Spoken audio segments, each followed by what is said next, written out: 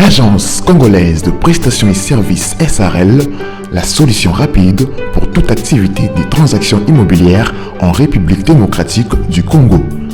Vente, achat, gestion, estimation, mise en location des biens meubles et immeubles, contactez-nous au +243 85 27 79 630. Vous avez une parcelle à vendre, un terrain, une villa, une concession, un bureau et un appartement à vendre ou à louer, contactez-nous au +243 85 27 79 630. La CPS. Oji mamacita, tu demandes de qui de moi de nous pour toi je t'ai redécimé ça. Vas-y mamacita, Oji mamacita, en plein ensemble j't'ai dit je t'aime à travers les miningas. Oji mamacita, tu demandes de qui de moi de nous pour toi je t'ai redécimé ça. Oji mamacita, en plein ensemble j't'ai dit je t'aime à travers les miningas. Quand je pense à toi je suis pas allé, je suis BG encore. Tu t'en fous de mes reproches et de mes erreurs qui sont moches. La bonne j'arrange mes souvenirs dans la rue, je deviens rage quand je suis dans le... Mbote libota nangai, mbote na bino lisusu. Awa toza na makadam, bozomona ba appartement na ngambu to filmer tout monde bat batelemi belé wana pona ko éviter ko zwa batu ndenge ezala kaka. Mais tozo pusana toye kotala lupango moko na sie o en face na biso place bomona batol bandeko ba oteka libanda. Donc yango nde toye kotala ya lupango oyo en face na droite na biso awa. Donc yango toye kotala bomoni liboso a nyonso ezalaki 3 maisons commerciales. Maison commerciale à Souka au à gauche, place bomoni porte à rouge wana nde ezo fonctionner. Mibale msusu wana bakangaki yango bakomisaki yango ndako ya chambre salon mais porte na ndinga kati, mais en réalité eza 3 maisons commerciales. Donc awa tozali boso ya lupango toye kotala. Donc awa makadam wana totali tozana commune ya Ngaliema, quartier Mama Yemo, à 5 et à 15 minutes il y a Kitambo magasin nandela ya DGC, soit nandela ya Okiti pompage Mimosa et puis OK magasin. Donc à toi na makadam ba maison commerciale au total wana eza place colonne ya portail et bandi ti place mira lupango esuki. Donc tokotana na kati à toi na makadam tokotana na kati kota. Voilà, donc à toi na kati ya lupango tala lupango toye kotala yango yo libota bandeko na ngai ndako oyo euti kotonga masika.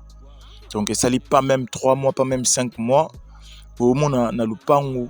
Donc ba maison commerciale yango na droite on a l'accès bino na ndenga libanda to yesko na ndenga kati pour mutu nyonso à comprendre idée beauté makambango ndenge ezali. Donc ato mona oeza ndenga kati ya 3 maisons commerciales au éthical opérationnel yango yo porte nango de secours yango to relakisa.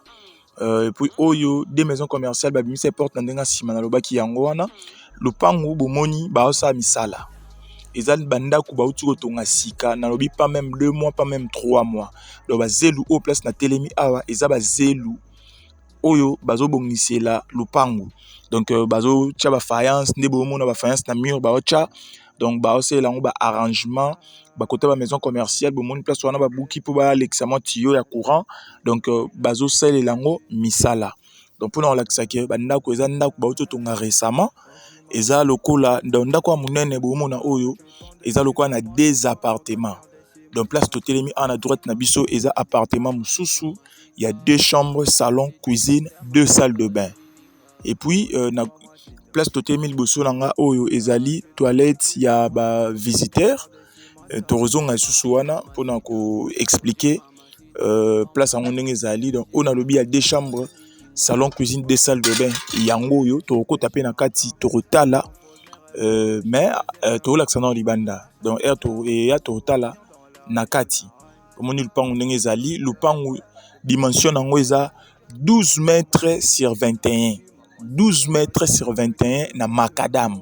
Na bandeli to na commune ya Ngaliema, quartier Mama Yemo, à 15 minutes à Kitambo magasin, okoyi koyela nzela ya DGC donc centre supérieur magasin centre supérieur DGC tout comme pe okoki koyela nzela magasin nzela mai ti okomaka na avance des moutons au mati prince ezawana bomoni macadam.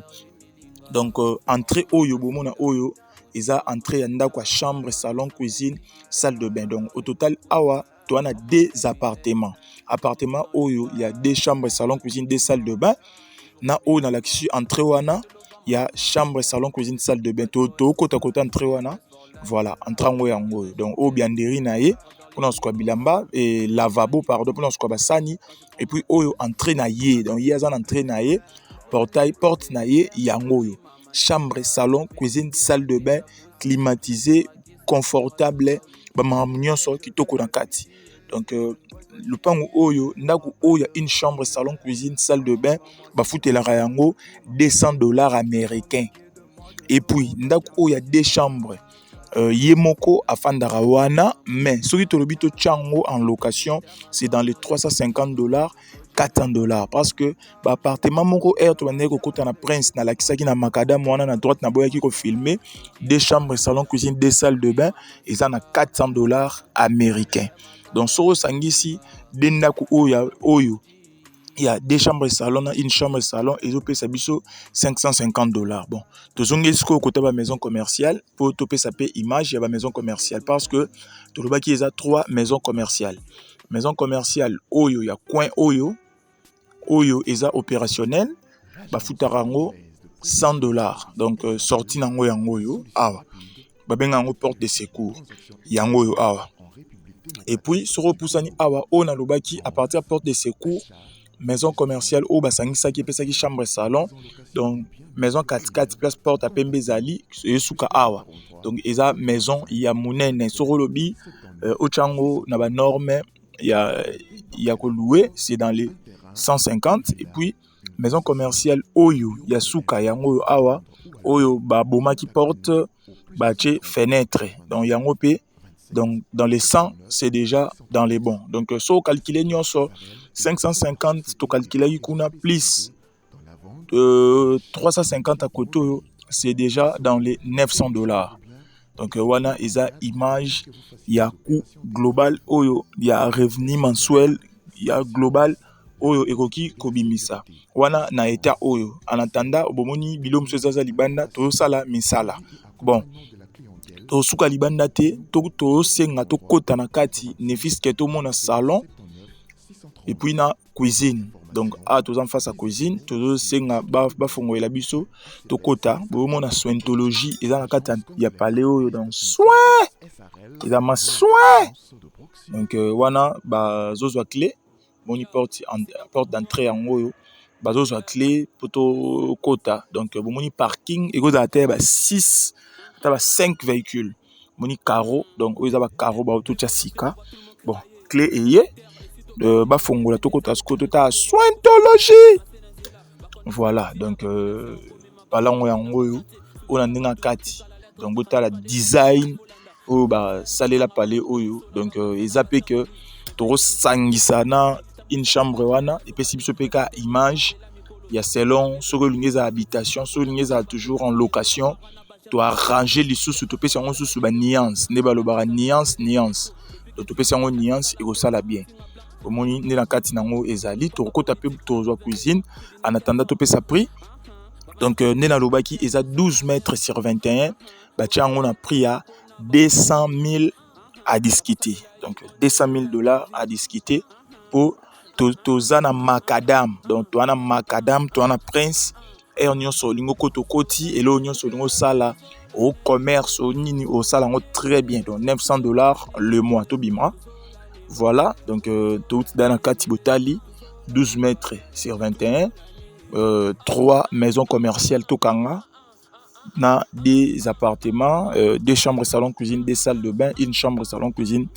salle de bain revenu mensuel $900 prix $200,000 à discuter toi na macadam bomoni le pango est entouré na ba école na ba hôpital donc tout ça vraiment dans les bons environnements eza kitoko avenir accessibilité tout na rolobate pour tout ça na macadam donc pour na ba oba ko za intéressé to bengani pour tout ça la masolo merci.